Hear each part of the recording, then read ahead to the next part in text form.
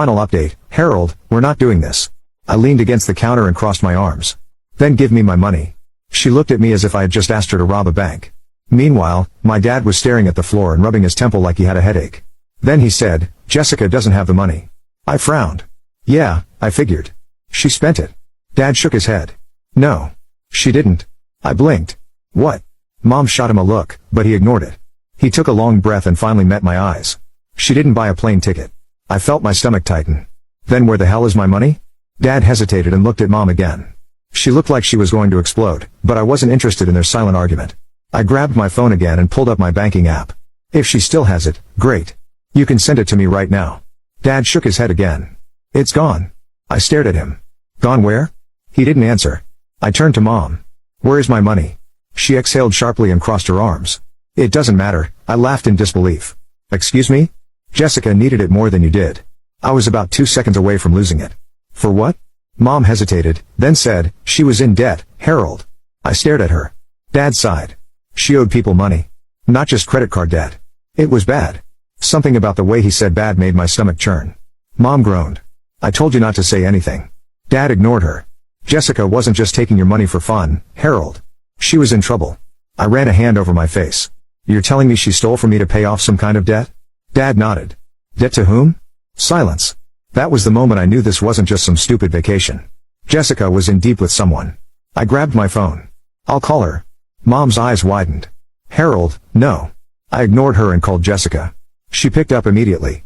Oh my God, Harold, can you please just fix this? She whined.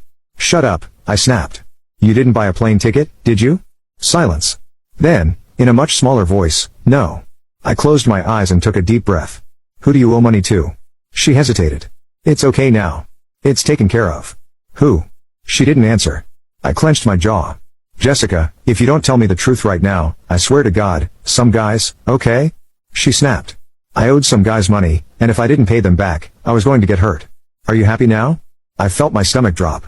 This had just gone from annoying family drama to something much worse.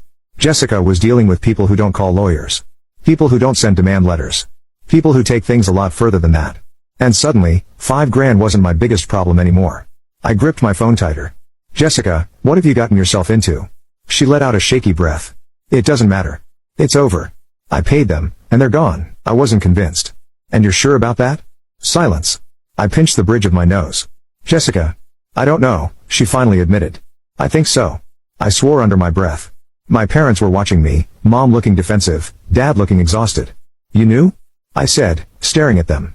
You knew she was involved with people like this, and you still acted like I was the bad guy? Mom crossed her arms. She's our daughter, Harold. So I'm not? I snapped.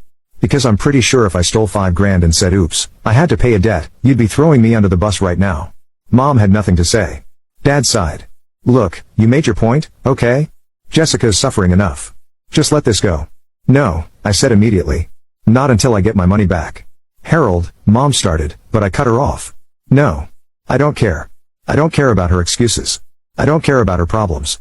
And I definitely don't care about the fact that you two covered for her. Jessica was still on the line, quiet for once. I don't have it, Harold, she finally said. I can't pay you back. Then figure it out. She scoffed. How? I don't care. Sell your car. Get a loan. Work double shifts. Not my problem. More silence. Then, in a much lower voice, I don't have a car anymore. I paused. What? Another beat of silence.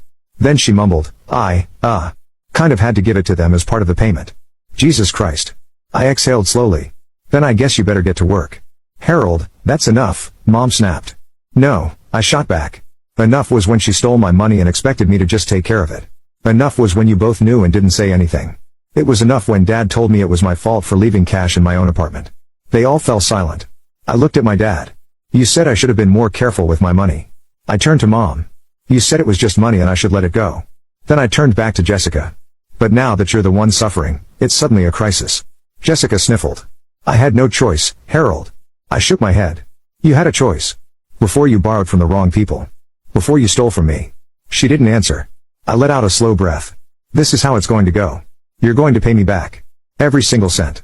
I don't care how long it takes. Until then, the lawsuit stands. Harold, Mom started, but I cut her off. And you too, I said, looking at them. Can help her or not. I don't care. But I'm done being the family ATM. Jessica let out a bitter laugh. You're really not going to let this go? No. I'm not. Fine, she muttered. I'll figure it out. She hung up. I turned back to my parents. You can see yourselves out. They didn't argue. Mom gave me a look like I had somehow betrayed her, which almost made me laugh. Dad just sighed and walked out without another word. As soon as the door closed behind them, I sat down and rubbed my face.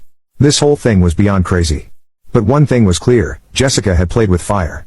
She had lost her car, her money, and now she was about to lose a hell of a lot more. I wasn't going to be the one to clean up her mess anymore. She wanted to play stupid games? She finally won her stupid prize. It took 3 weeks. But I got every single cent back. Jessica had to borrow money from my parents, sell some of her stuff, and even get a second job. She complained the whole time, acting like I was the bad guy in all of this. But I didn't care. Every few days, I got another payment. And the moment the last $5,000 hit my account, I sent Greg a message. Drop the lawsuit. It's done. And just like that, it was over. Or at least, the money part was. Because suddenly, my parents and Jessica started acting different. Mom started calling me more, just to check in. Asking how I was, how work was going. Dad, who barely spoke to me outside of holidays, suddenly wanted to have lunch. Even Jessica, who had spent weeks cursing my name, sent me a message. Hey. So. We're still family, right? I didn't reply. I wasn't an idiot. I knew exactly what was going on. Now that they weren't in trouble, now that they weren't screwed, they wanted things to go back to normal. They wanted to pretend that none of this had ever happened. But I wasn't interested. A month passed. I didn't call them. I didn't visit. Then one Sunday, my phone rang. It was Mom. I let it go to voicemail. An hour later, another call. Dad. Ignored. Then a text from Jessica. Mom's making a big dinner tonight. You should come. I stared at it for a long time before I typed back. I'm busy. I wasn't. I just didn't care anymore. They had made it very clear where I stood in this family. I was the responsible one. The one who didn't get in trouble. The one they could take from when it was convenient. But the second I stood up for myself, I was the bad guy. Well, I didn't play that game anymore. I got my money back. That was all I needed. The rest? They could keep it.